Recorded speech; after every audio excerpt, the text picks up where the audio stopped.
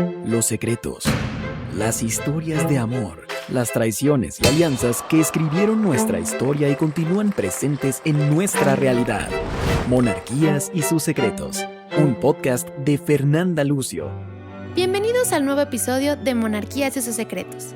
El día de hoy les voy a contar la historia de María Estuardo, reina de los escoceses, quien subió al trono con tan solo 6 días de nacida, fue reina consorte de Francia y dio a luz al rey que uniría los reinos de la isla de Britania.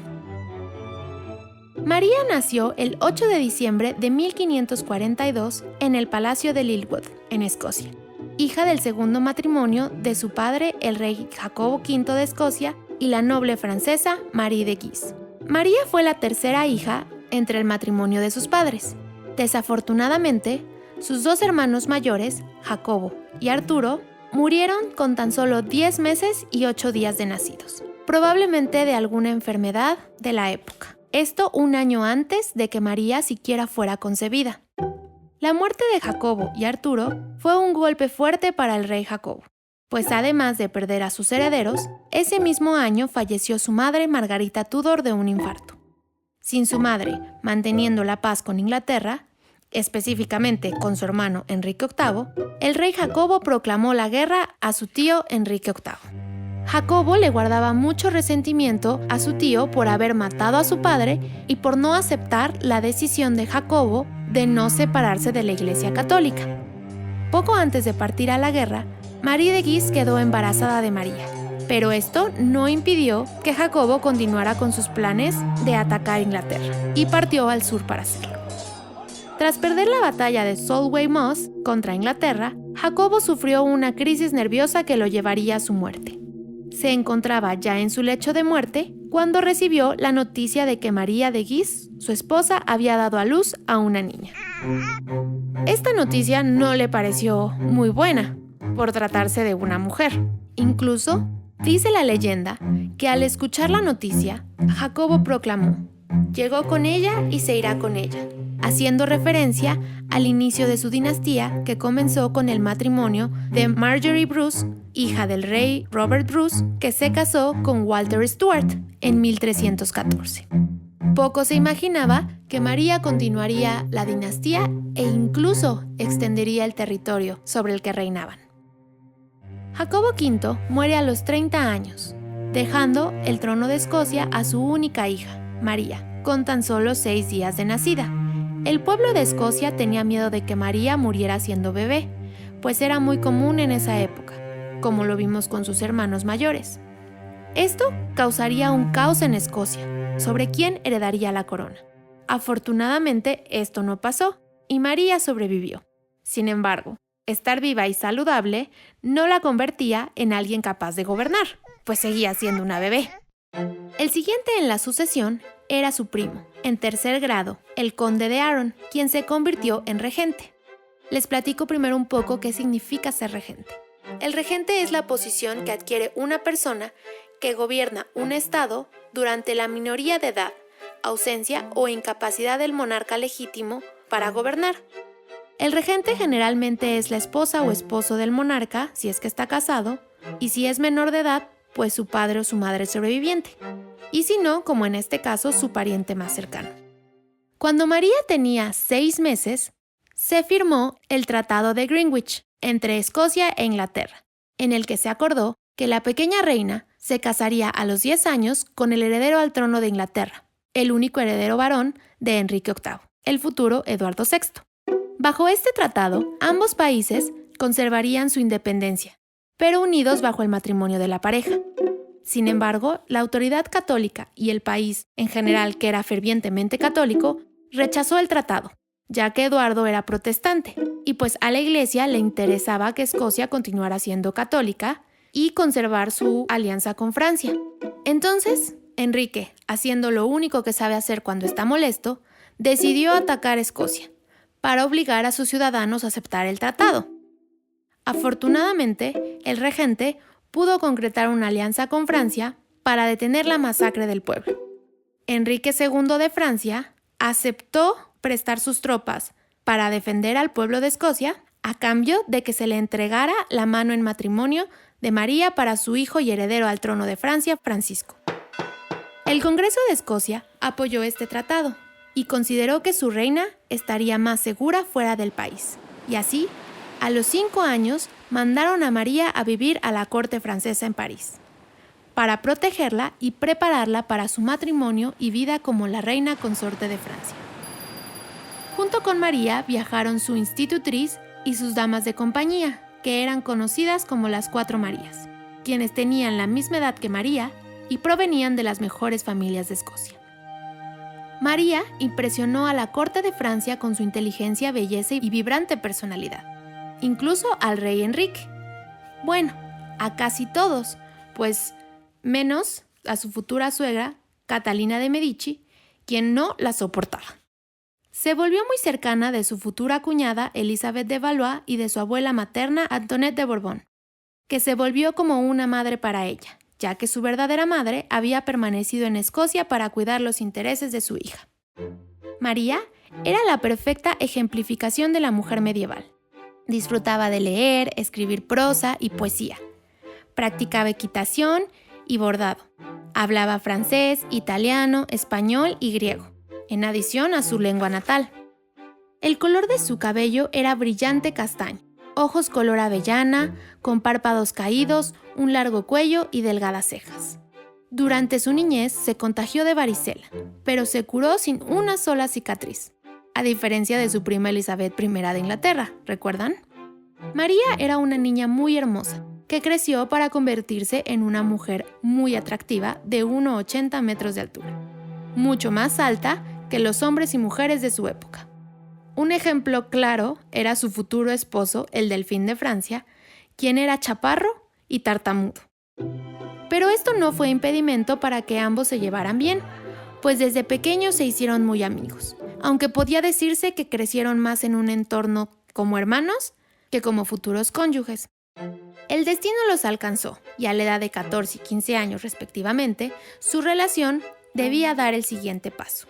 Previo a la boda, María accedió a firmar un documento que en ese entonces era secreto, en el que se acordaba que si María moría sin herederos, el trono de Escocia y sus derechos al trono inglés pasarían a Francia. Muy conveniente para Francia. 3 semanas después, se llevó a cabo la boda en la Catedral de Notre Dame, en París. La boda convirtió a Francisco en el rey consorte de Escocia. María lució un entallado vestido blanco, blanco como las lilies, y un velo lo suficientemente largo para ser cargado por sus damas de compañía. Me imagino que era un vestido de novia tan hermoso, digno de una boda en Notre Dame. Mientras vivió en Francia, María modificó la ortografía de su apellido en inglés, de Stuart con EW a Stuart con UA, para que los franceses pudieran pronunciarlo mejor. Yo pienso que tras vivir la mayor parte de su vida en Francia, pues María se sentía más francesa que escocesa. Aparte, pues la corte la acogió muy bien y ella se llevó muy bien con todos, lo cual hacía sentir a gusto. En fin. Mientras tanto, del otro lado del canal, en Inglaterra, María I de Inglaterra había muerto y heredado el trono a su hermana menor, Elizabeth I. Pero como ya sabemos, los católicos veían a Elizabeth como una hija ilegítima de Enrique VIII, por ser hija de su segundo matrimonio con Ana Bolena, después de separarse de la iglesia y divorciarse de Catalina de Aragón, por lo que consideraban que el trono le pertenecía al siguiente heredero legítimo en la línea de sucesión, la nieta de Margarita Tudor, hermana de Enrique VIII, o sea, María Estuardo. Por esta razón, el rey Enrique de Francia declaró a su hijo y nuera reyes de Inglaterra. Pero estos títulos eran en teoría, jamás los llegarían a ejecutar. Un año después de esto, Enrique II de Francia muere tras haber sido herido en el ojo en un accidente en las justas. Las justas son estos juegos que vemos en las ferias medievales, en la que van cabalgando con un estilo de espada gigante para tirar al de enfrente, que al parecer es mucho más peligroso de lo que parece. Pero bueno, regresando a la verdadera época medieval, el peso verdadero de ser reyes cayó sobre Francisco y María, quienes subieron al trono de Francia con tan solo 15 y 16 años. Catalina de Medici, quien estaba muy emocionada por el ascenso de su hijo al trono, armó una gala para celebrarlo. Dicha celebración incluyó el primer show de fuegos artificiales vistos en Francia. La pareja adolescente reinó por 18 meses, aunque no de facto, ya que los tíos de María, los duques de Guise, quienes estaban muy bien posicionados en la corte, tomaron la mayoría de las decisiones de Estado durante su reinado, aterrorizando a los jóvenes reyes para mantenerlos sumisos. De los peores mandatos realizados por los duques de Guise fue el inicio de la matanza y persecución de los protestantes, lo cual hundiría al país en un conflicto de más de 30 años.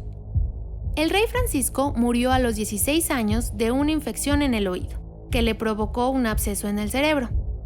Devastada por la muerte de su marido, María vistió de blanco, el cual era el color de luto en Francia en esos días. El color negro sería considerado el color de luto hasta 1861, cuando la reina Victoria de Inglaterra lo usara durante toda su vida tras la muerte de su amado Alberto.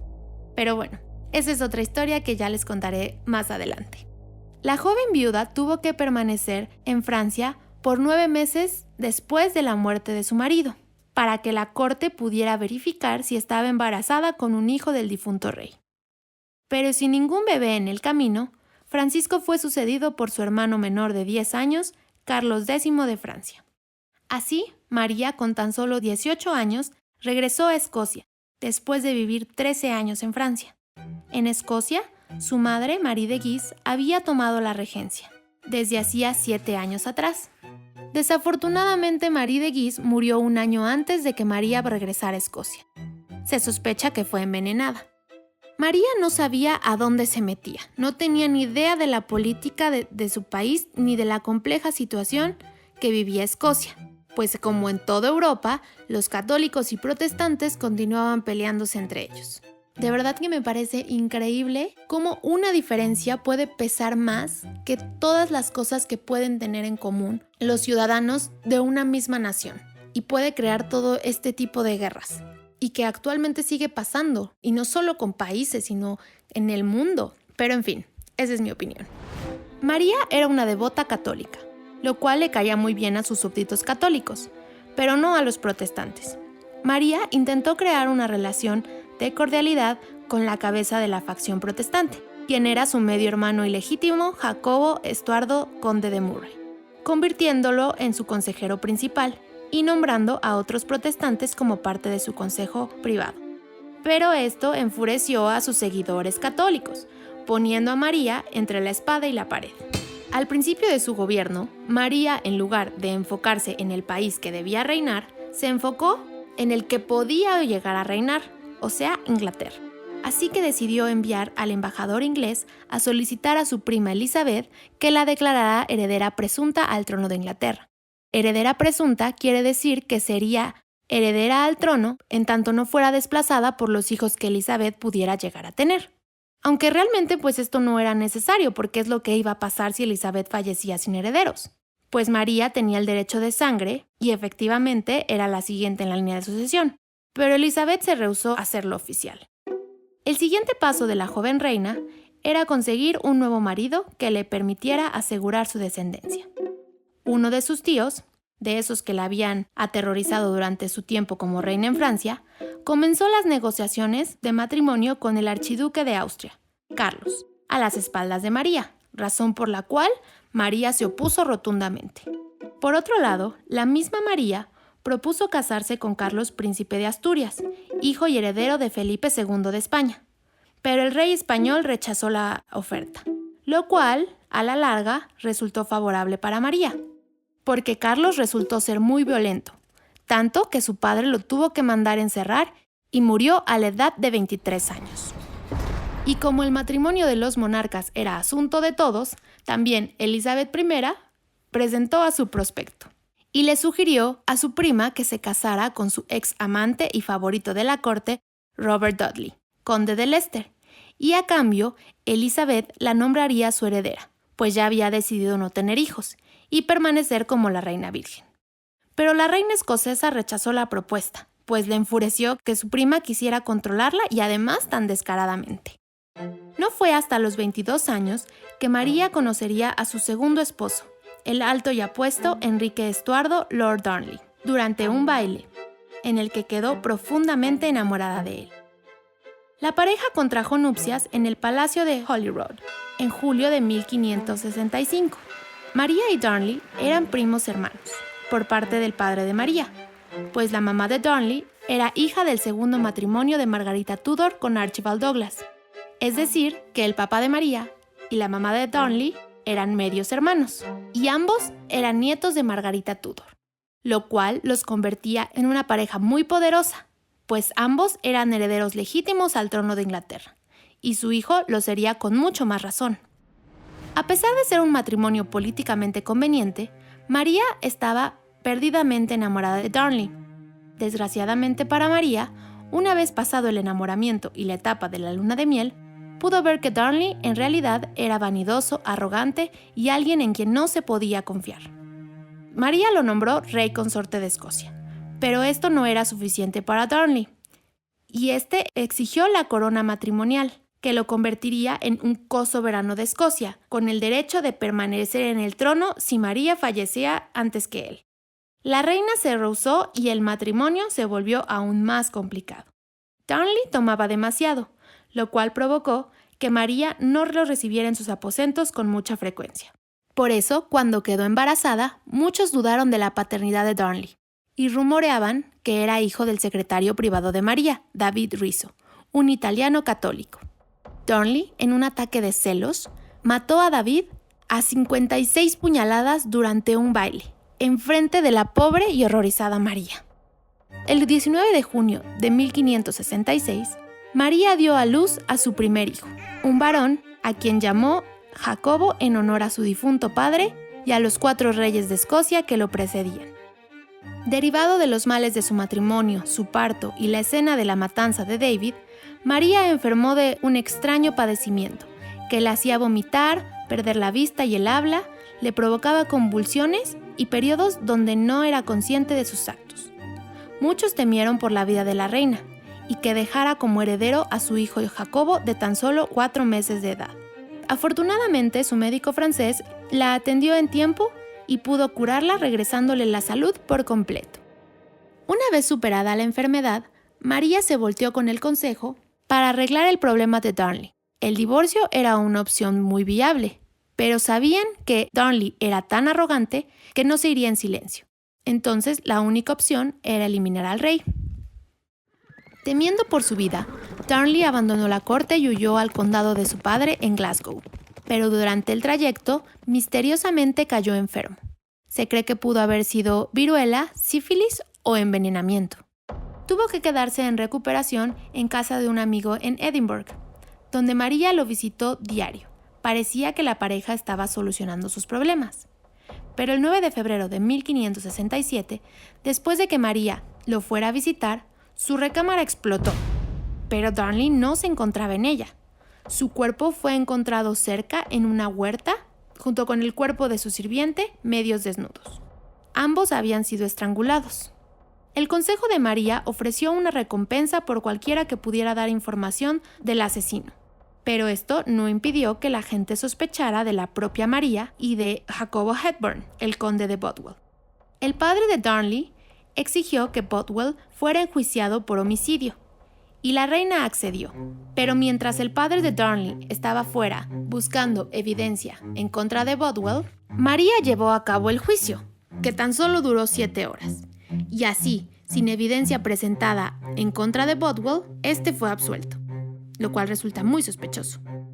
Una vez libre, Bothwell se divorció de inmediato de su esposa y aseguró el apoyo de docenas de protestantes para apoyar su plan de casarse con la reina, costara lo que le costara. Continúa siendo muy sospechoso. Al mismo tiempo, María fue a visitar a su hijo de 10 meses de edad. Esta sería la última vez que lo vería. En el camino de regreso a casa, Bothwell secuestró a María y probablemente abusó de ella. La pareja se casó en un servicio protestante el 13 de mayo de 1563, 3 meses después de la muerte de Darnley. Todo esto trajo mucha mala reputación para María. y comenzó a crear recelo y resentimiento en sus súbditos, quienes negaban el divorcio de Bothwell y rechazaban la boda protestante entre la pareja. Esto por parte de los católicos. Pero los protestantes tampoco querían a Bothwell y se levantaron en su contra. El ejército de María protegió a Bothwell y no hubo necesidad de batalla. Sin embargo, mientras el ejército negociaba con los rebeldes, dejaron a María sola en el castillo y los rebeldes aprovecharon para secuestrarla. La llevaron a Edimburgo, en donde el pueblo la llamaba adúltera y asesina. Durante su cautiverio, María perdió a los gemelos que estaba esperando. Una vez recuperada, María fue obligada a firmar su abdicación en favor de su único hijo, Jacobo de tan solo 1 año de edad, y señalando a su medio hermano, Jacobo Murray, como su regente. Bothwell fue condenado al exilio y se dirigió a Dinamarca, donde esperaba contar con el apoyo del rey Frederick II para levantar un ejército y recuperar el trono para María. Pero una tormenta lo obligó a anclar en Noruega, tierra natal de su primera esposa, en donde la poderosa familia de esta lo encarceló por abandono del lecho conyugal y por no devolver la dote. Bothwell pasó los siguientes 11 años de su vida encarcelado y murió con un trastorno mental a la edad de 44 años. Tras 1 año encarcelada, María convenció a sus guardias de ayudarla a escapar. La reina huyó al sur de Escocia para llegar a Inglaterra en un bote de pesca. Estaba confiada de que su prima la ayudaría a recuperar su trono, pero se equivocó y una vez en territorio inglés fue puesta en custodia. En Inglaterra se llevó a cabo el juicio por adúltera. Sin embargo, al ser una reina extranjera, María se rehusó a ser juzgada por cualquier corte y no acudió al juicio. El que sí acudió fue su medio hermano, Jacobo Murray, quien presentó un baúl lleno de supuestas cartas de amor entre Bothwell y María. Estas cartas demostraban su culpabilidad, pero María insistía que eran falsas. Hasta el día de hoy, su autenticidad continúa siendo un misterio. Nadie resultó culpable, pero María continuó en prisión mientras Jacobo se regresó a Escocia como regente y con el apoyo de Elizabeth. La prisión de María no era exactamente una prisión.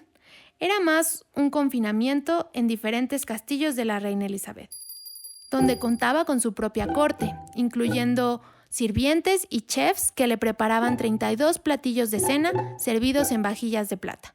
Incluso utilizaba 16 carruajes para transportar su ropa y su equipaje cada verano que se iba al spa real. A pesar de esto, la poca actividad física comenzó a deteriorar su salud y a los 40 años ya padecía de reumatismo.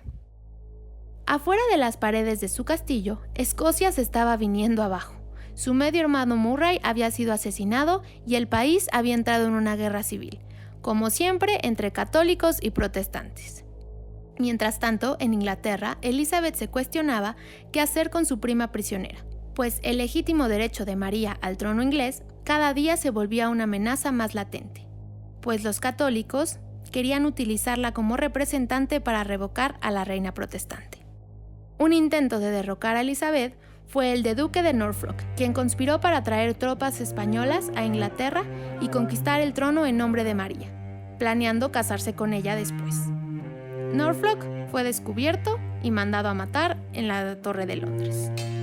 Otro plan era el pensado por el Papa para casar a María con Juan de Austria, gobernador de Holanda, a cambio de tropas para ganar el reino de Inglaterra para María. Esto tampoco sucedió. Al mismo tiempo, María escribía a su prima y a su hijo Jacobo, de ahora 18 años, que renunciaría a su derecho a los tronos de ambos si estos la liberaban de la jaula de oro en la que se encontraba.